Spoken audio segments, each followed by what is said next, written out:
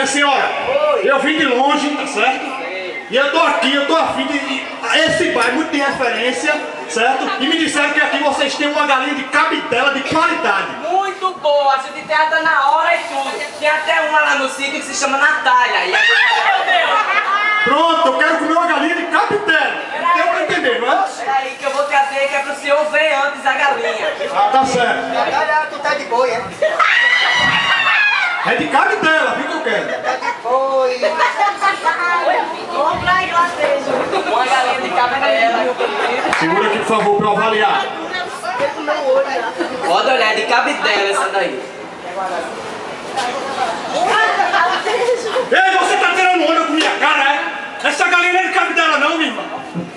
Não é de cabidela não, vá pra lá, vá procurar uma galinha de cabidela.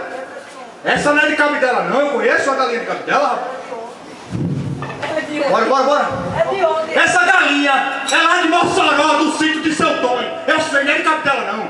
Peraí, me desculpe, me desculpe. Ora, como não é que me enganar com galinha de Mossoró? Eu sei que não é de cabidela, rapaz. Essa daqui é de cabidela, meu amor. Essa daqui é. Segura aqui, por favor, pra avaliar. Essa daí é de cabidela. O pessoal da cozinha me garantiu que essa daí é de cabidela original. Ei, meu irmão, tu tá com comédia comigo? Tu tá de comédia? Isso aqui, essa galinha aí, é lá do sítio de Palmares, de Seu Zé, da padaria. Desculpe, me desculpe. Que mulher pra enrolar, essa mulher pensa que eu não tô ligado em galinha de cabidela. Eu conheço galinha de cabidela, eu conheço. Oxi, eu não conheço. Oxi. É passivo. Mulher de cabidela, eu sei que é de cabidela, rapaz. Chupa meu cu pra você. Essa daqui é de cabidela, viu? Essa daqui ela é legítima de De cabidela. cabidela. Essa daqui. Deixa eu avaliar. E eu peguei ela fazendo nado sincronizado ontem na conta da Boa Vista. É! Puxa, o que é isso? Ei, minha irmã, tu tá querendo tirar onda com minha cara? Essa galinha não é de cabidela não, minha irmã. Mas disseram que essa daí é. Essa galinha é lá da Caxangá, essa galinha é lá do sítio de Pedro. Não é de cabidela, essa galinha não é de cabidela não, bicho, não.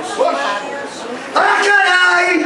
Ah, caralho! Bota o dedo no meu cu pra saber onde eu moro que eu tô perdida! Vocês, Sacha Murrar!